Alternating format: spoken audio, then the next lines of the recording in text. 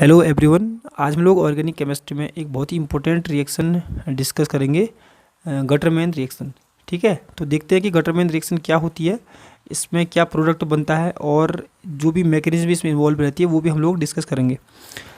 तो देखो Gattermann reaction क्या होती है। इसमें क्या होता है, फिनॉल के रिएक्शन हम लोग कराते हैं हाइड्रोजन साइनाइड और हाइड्रोक्लोरिक एसिड के जो मिक्सर होता है इसके साथ कराते हैं। किसकी प्रेजेंस में? AlCl3 यानी एल्यूमिनियम क्लोराइड के प्रेजेंस में रिएक्शन कराते हैं, जिससे क्या बन जाता है, सैलिसिल एल्डिहाइड बन जाता है। सैलिसिल एल्डिहाइड क्या होता है कि फिनॉल में अगर हम ऑर्थो पोजीशन पर CHO लगा दें ना, इसको बोलते हैं सैलिसिल एल्डिहाइड। ठीक है, तो ये है सिंपल सी रिएक्शन है। तो आप देख सकते हैं लास्ट में सैलिसिल एल्डिहाइड बना है। ठीक है, अब ये सैलिसिल एल्डिहाइड फिनॉल से कैसे बना उसको हम लोग मैकेनिज्म के अंदर डिस्कस करेंगे। तो देखो मैकेनिज्म क्या है इसकी।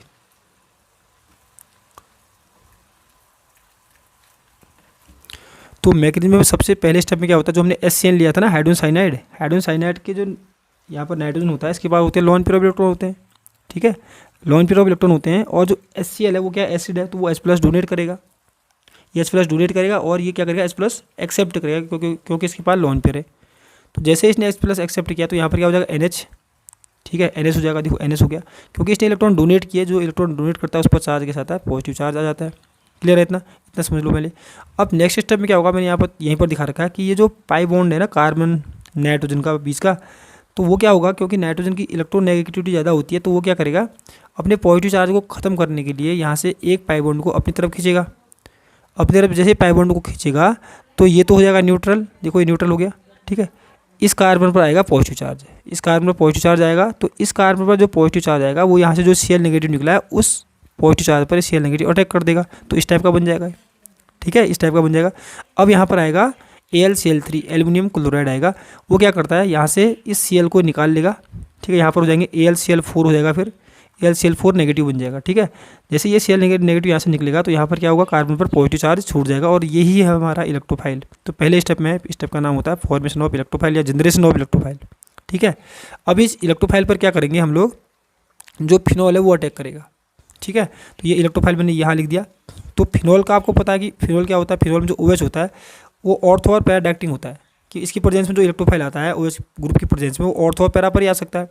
मैंने यहाँ पर सिर्फ ऑर्थो प्रोडक्ट दिखा है, आप चाहो तो पैरा भी दिखा दो। तो पैरा पोजिशन पर नेगेटिव चार्ज आएगा, तो ये नेगेटिव चार्ज क्या करेगा, इस बॉन्ड पर इस पॉजिटिव चार्ज पर अटैक कर लेगा, तो जिससे इस टाइप का बन जाएगा CH। देखो पॉजिटिव चार्ज इसका न्यूट्रल हो जाएगा, जैसे इसको यहाँ से इलेक्ट्रॉन मिलेंगे तो ये न्यूट्रल हो गया। देखो न्यूट्रल हो गया, डबल बॉन्ड NH। ठीक है, अब यहाँ पर क्या होगा, डबल बॉन्ड बन जाएगा क्योंकि 2 इलेक्ट्रॉन आ रहे हैं, 2 इलेक्ट्रॉन से एक बॉन्ड और बन गया, डबल बॉन्ड। क्योंकि ऑक्सीजन इलेक्ट्रॉन दे रहा है तो उस पर चार्ज कैसा आएगा, पॉजिटिव चार्ज आ जाएगा।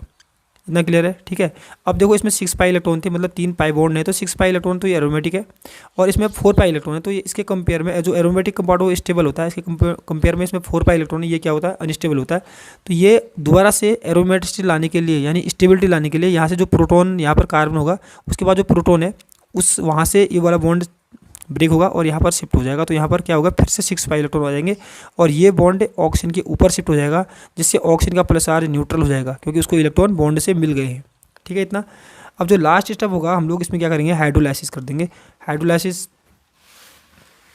आप यहाँ पर देख सकते हैं, हाइड्रोलाइसिस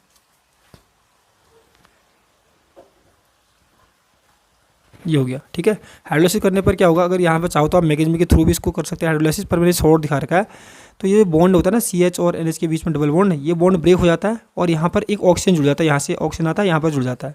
ठीक है, और NH3 बाहर निकल जाता है, तो ये क्या बन गया, सैलिसिल एल्डिहाइड। तो सिंपल सी रिएक्शन है गटरमैन रिएक्शन।